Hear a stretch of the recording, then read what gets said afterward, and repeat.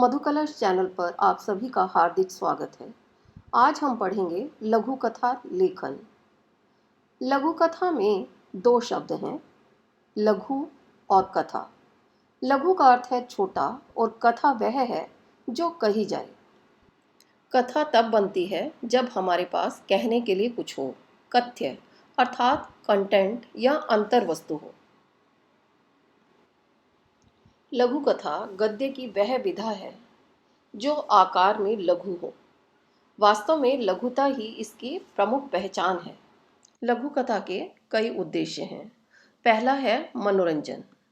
प्राचीन काल में जब मनोरंजन के अन्य साधन नहीं होते थे, तब लघु कथा के द्वारा ही मनोरंजन किया जाता था। लघु कथा का दूसरा उद्देश्य है कल्पना शक्ति का विकास। लघु कथा लिखते समय जब छात्र अपनी कल्पना शक्ति का प्रयोग करेंगे तो उससे उनकी कल्पना शक्ति का विकास होगा। लघु कथा लेखन के द्वारा तनाव से मुक्ति मिलती है और सुप्त जिज्ञासाएं भी जागृत होती हैं।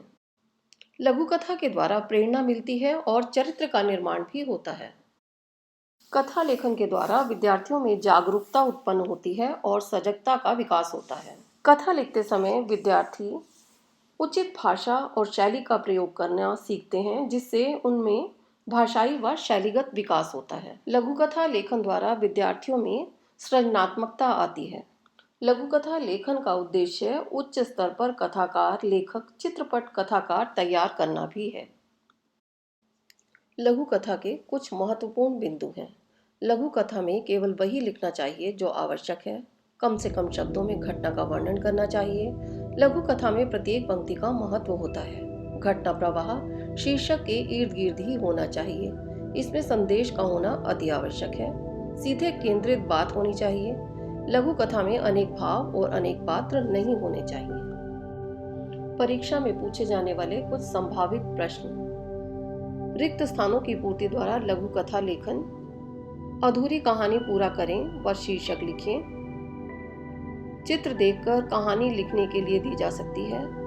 शीर्षक देकर कहानी लिखने के लिए भी कहा जा सकता है। किसी घटना का विवरण देते हुए उस पर कहानी लिखिए। आपके जीवन की कोई घटना या क्षण विशेष यादगार बन गया, उस पर कहानी लिखिए।